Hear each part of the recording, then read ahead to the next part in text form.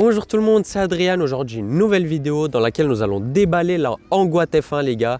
Donc aujourd'hui nous sommes aussi sur du 1000 watts, un peu à la même manière que sur la Angoite CS1. Donc ce que je vous propose c'est tout simplement de déceler le carton.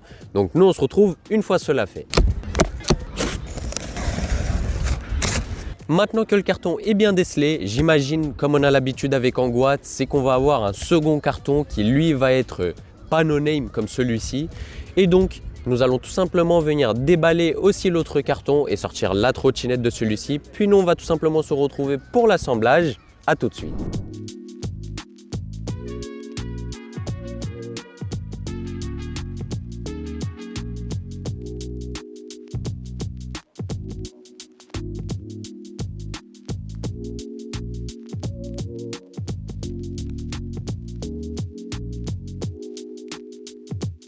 Je voulais quand même parler de ce carton que je trouve tout de même assez sympa. Donc évidemment à la même manière que celui de la CS1, nous allons retrouver donc le modèle de la trottinette, donc F1 New, vu que c'est un nouveau modèle la F1 finalement. Mais nous allons aussi retrouver différentes informations tout de même assez sympas à savoir, comme par exemple le fait qu'elle est NFC. Donc en gros elle va avoir une sécurité pour le déverrouillage, donc pour l'allumage et pour l'éteindre l'écran avec des badges NFC qui vous seront évidemment fournis avec la trottinette. Sans cela vous ne pourrez pas allumer l'écran et donc vous ne pourrez pas utiliser la trottinette. Vous allez aussi voir que c'est une 48 volts 18,2 ampères, ça c'est moi qui vous le dis, et donc que vous allez avoir un moteur de 1000 watts, évidemment uniquement un moteur, donc non deux moteurs, et ça sera uniquement un moteur à l'arrière, donc en propulsion. Écrit là-bas les 18,2 watts. Ah ouais. Non, mais moi je voulais faire le mec qui connaît. Maintenant qu'on a bien sorti cette Angoite F1 de son carton, ce que je vous propose c'est tout simplement de vous montrer comment la déplier. Donc pour ça, rien de plus simple, il vous suffira tout simplement de venir actionner la sécurité que vous allez trouver juste ici. Et donc la colonne va tout simplement commencer à se déplier. Mais attention car vous allez avoir le guidon qui sera détaché. Et donc pour éviter que ça tire sur les câbles, ce que je vous recommande c'est de tout simplement venir choper le guidon et ensuite venir tout simplement tirer sur la colonne comme ceci. Évidemment vous allez venir d'un coup sec tirer dessus, comme ça prend dans la bonne valve et donc la trottinette reste dépliée. Et donc pour terminer le dépliage, il vous suffira tout simplement de venir rentrer la languette rouge, hop, comme vous le voyez juste ici à sa place. Juste avant de commencer par le montage du guidon ainsi que du garde-bois arrière, je vais tout simplement vous présenter les accessoires qu'on nous fournit avec cette Angoite F1. Donc nous allons avoir dans un premier temps le chargeur de celle-ci, donc un chargeur lent qui sera donc en 54,6 volts 2 ampères. Donc effectivement on est sur un chargeur lent, évidemment c'est la norme que les marques fournissent. Donc nous allons tout simplement continuer avec le manuel d'utilisation de cette Angoite F1 finalement. Donc pour ceux que ça intéresse, pour en savoir un peu plus sur les différents modes par exemple de l'écran de cette F1, vous allez tout simplement pouvoir lire ce manuel et vous allez trouver tous les modes que cet écran va vous proposer. Et donc pour terminer, nous allons tout simplement avoir un petit set de clés en L, donc évidemment le même que celui qu'on nous a fourni avec la Angoite CS1. Donc un petit set de clés en L qui sera plutôt pratique pour venir faire les différents resserrages de la trottinette, mais aussi pour pouvoir faire le montage du guidon, ainsi que du garde-bois arrière que nous allons tout de suite entamer et on se retrouve une fois terminé.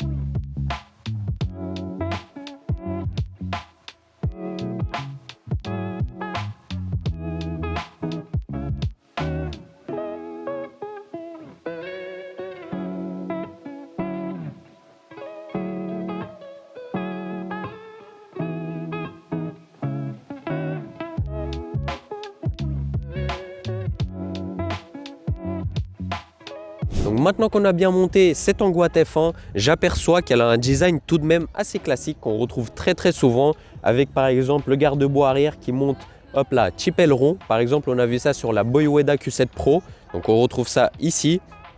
Et donc à l'avant pareil, un design tout de même assez ressemblant à la BYD Q7 Pro aussi. Un châssis qui encore une fois, c'est du vu et revu. Évidemment, nous allons retrouver le même deck avec un grip en silicone à la même manière que pour la Angoite CS1, mais cette fois avec le petit logo F1 juste ici. Donc globalement, sans être de mauvaise langue, la trottinette, ok, elle a un design assez classique, mais bon, c'est un design qui passe tout de même assez bien. Donc on valide. Donc pour commencer avec les commandes de cette Angoite F1, on peut apercevoir qu'on va retrouver exactement le même design d'écran que pour la Angoite CS1. Évidemment, nous allons toujours avoir besoin du badge NFC, toujours comme pour la CS1, pour l'allumer. Donc on va tout simplement venir cliquer sur le bouton Power et donc en approchant le badge NFC, elle va tout simplement venir s'allumer. Je vous rassure encore une fois, ok, l'écran clignote à la caméra, mais en réalité il est complètement statique et il ne bouge pas. Petit défaut que je tiens à relever concernant cet écran, c'est qu'il est vraiment très peu lumineux et donc en plein soleil c'est assez dérangeant. Un petit peu comme là, de ce que je vois à la caméra ça a l'air de passer, mais en tout cas en réalité on voit quasiment rien, donc c'est un peu chiant, ça c'est clair. Bref, passons. Maintenant on va directement s'intéresser à tout ce qui se trouve sur l'écran, donc basique, comme pour la CS1 on va retrouver le voltage juste ici avec les barres de batterie juste en dessous, donc nous allons avoir 5 barres de batterie.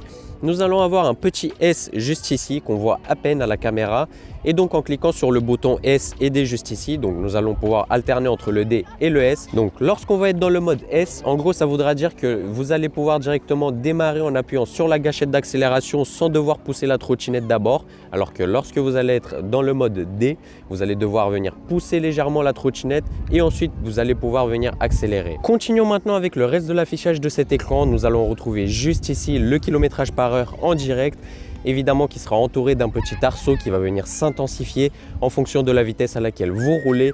Sur la droite, nous allons tout simplement retrouver les différents modes de vitesse que nous allons pouvoir venir changer à l'aide du bouton plus et du bouton moins. Donc actuellement, nous sommes dans le mode 1. On va pouvoir passer en mode 2 en cliquant sur plus, mode 3, mode 4 et mode 5. Donc vous allez bien retrouver 5 modes de vitesse différents. Donc pour terminer avec l'affichage de cet écran, nous allons retrouver le odo total, donc le kilométrage total de la trottinette juste ici. Donc actuellement 0 km. Et en cliquant une simple fois sur le bouton Power, nous allons pouvoir alterner entre le trip. Donc le trip en gros ça va être le kilométrage total que vous aurez parcouru en un allumage. Donc depuis qu'on a allumé l'écran jusqu'à ce qu'on l'éteigne, nous allons avoir le kilométrage total qui sera affiché sur le trip. Et donc le odo va représenter le kilométrage total de la trottinette. Donc peu importe que vous l'éteignez ou pas, il va lui aussi augmenter, il ne va pas surinitialiser. Si jamais on se décale par la gauche du guidon, nous allons retrouver ce commodo que nous avons utilisé tout à l'heure pour changer les modes de vitesse, pour allumer la trottinette, le fameux mode DS que je vous ai expliqué. Mais nous allons également retrouver un klaxon. Donc lorsqu'on va cliquer dessus, nous allons avoir un klaxon qui est tout de même assez insupportable, je vous l'avoue. Juste en haut de ce commodo, on va également retrouver le bouton des feux. Donc nous allons avoir le phare à l'avant ainsi que les feux de position à l'arrière qui vont s'allumer. Et donc pour terminer, sur le côté inférieur, nous allons retrouver une petite molette qu'on va pouvoir venir glisser sur la gauche ou sur la droite. Et ça sera donc les clignotants. Comme vous l'entendez, ça fait un bruit assez insupportable pour chaque clignotement. Donc franchement, ça c'est une chose que je ne valide absolument pas. Il faut vraiment enlever les sons des clignotants. Et donc pour terminer avec les commandes du guidon, sur le côté droit, nous allons retrouver la petite gâchette d'accélération qui va s'utiliser avec le pouce. Vous allez tout simplement venir l'enfoncer et donc vous allez simplement pouvoir venir accélérer grâce à cette petite gâchette. Maintenant que j'ai bien terminé de vous présenter les commandes de cette Angoite F1, ce que je vous propose, c'est tout simplement qu'on vienne s'intéresser aux caractéristiques techniques de cette Angoite F1. Donc nous allons retrouver sur cette Angoite F1 un moteur de 1000 watts en 48 volts 18,2 ampères. Donc nous aurons tout de même une batterie qui va nous permettre d'atteindre une autonomie entre 50 et 80 km. Évidemment, ce moteur de 1000 watts sera placé à l'arrière, donc en propulsion, et vous permettra d'atteindre une vitesse de 55 km/h à vide, attention. Donc à voir ce que ça donne en réalité, en test réel. De toute façon, on verra ça demain dans le ride à 13 h. Cette Angoite F1 sera également équipée de pneus 10 pouces en tubeless qui seront donc plus des pneus ville, mais vous allez tout de même pouvoir rouler sur des chemins accidentés grâce à ces crêtes que nous allons retrouver dessus. Donc ça, c'est une plutôt bonne chose. Je valide que ça ne soit pas des pneus tout-terrain contrairement à la Angoite CS1, parce que nous allons pouvoir, s'il vous plaît, rouler sur du bitume tranquillement sans avoir des vibrations de partout. Nous avons vu que cette Angoite F1 reste tout de même assez puissante grâce à son moteur de 1000 watts et donc pour ça, il faut venir l'arrêter. Donc Angoite nous ont mis des freins à câble, mais aussi du coup des freins à disque à l'arrière, mais aussi à l'avant. Donc j'imagine qu'on va avoir à peu près le même freinage que la Angoite CS1, qui était un freinage que j'avais relevé peu efficace tout de même. De tous les cas, on verra ça dans le test de demain pour confirmer si c'est bien le même freinage que sur la CS1 ou alors un meilleur freinage dans ce cas. Parce qu'il ne faut pas oublier qu'on est tout de même sur la dernière Angoisse F1 qui est toute nouvelle. Donc j'imagine qu'ils ont réglé quelques petits défauts. En tout cas, j'espère qu'ils ont réglé le défaut des freins. On verra ça demain. Pour le confort de conduite sur cette Angoisse F1, nous allons avoir des suspensions à l'arrière comme à l'avant. Donc cela vous permettra d'avoir un confort supplémentaire lorsque vous allez rouler en plus des pneus route. Donc dans tous les cas, encore une fois, on va tester ça et je vais vous donner mon ressenti. Mais en tout cas, sur la Angoisse CS1, c'était de plutôt bonnes suspensions. Donc j'espère qu'ils sont restés sur la même gamme sur cette Angoisse F1. Nous allons également avoir un très bon éclairage sur cette Angoisse F1 pour les personnes qui vont rouler de nuit. Comme ça, vous êtes en toute sécurité et surtout, vous êtes visible sur la route car nous allons avoir des LED latérales mais aussi des feux de position à l'arrière qui vont également servir de feux de stop, des clignotants et surtout un phare à l'avant pour venir vous illuminer votre trajet. Donc ça, c'est une chose vraiment sympa car vous n'allez surtout pas manquer de luminosité grâce à tous les éclairages que vous allez pouvoir retrouver sur cette Angoisse F1. Pour continuer avec le deck de cette Angoisse F1, je relève que c'est un deck en silicone, du coup qui reste le même que sur la Angoisse CS1, mais par contre attention, nous n'avons pas de cale-pied arrière. Contrairement à la Angoisse CS1, donc on perd cette option malheureusement. Donc vous allez simplement devoir vous utiliser uniquement du deck pour venir vous placer lorsque vous ridez et donc vous n'aurez pas de cale-pied arrière. Je relève aussi une chose assez intéressante dont laquelle je n'ai pas l'habitude de parler, mais là je pense que ça a le mérite d'en avoir ces petits mots. C'est la béquille qui est tout de même assez robuste, donc une béquille qui va très bien tenir votre Angoisse F1. Elle ne risque surtout pas de tomber avec ce genre de béquille bien robuste. Donc franchement, ça c'est très cool. Et donc pour terminer, nous avons également des garde-boue à l'arrière comme à l'avant. Le garde-boue à l'avant risque d'être efficace, ok, mais alors le garde-boue à l'arrière, lui, il est totalement relevé, donc je ne sais pas à quel point il va bien protéger des projections, mais en tout cas reste à voir. Une chose est sûre, il va beaucoup mieux protéger que celui de la Angoisse CS1 qui faisait uniquement office de lèche-roue. Donc comme on a pu le voir, cette Angoisse F1 a le mérite d'être plutôt bien équipée, surtout pour une trottinette qui, attention, coûte moins de 500 € et évidemment grâce aux différents codes promo que vous allez pouvoir récupérer, elle va revenir encore moins cher, donc dans les 400 €. De toute façon, vous avez mon code promo etc que vous allez pouvoir trouver toutes les informations dans la description. Évidemment, cette Angoisse F1, vous allez pouvoir la retrouver sur le site de Banggood. D'ailleurs, c'est eux qui me l'ont gentiment envoyé, merci à eux. Donc c'est un site qui devient tout de même de plus en plus connu et qui a de plus en plus un meilleur service après-vente, etc.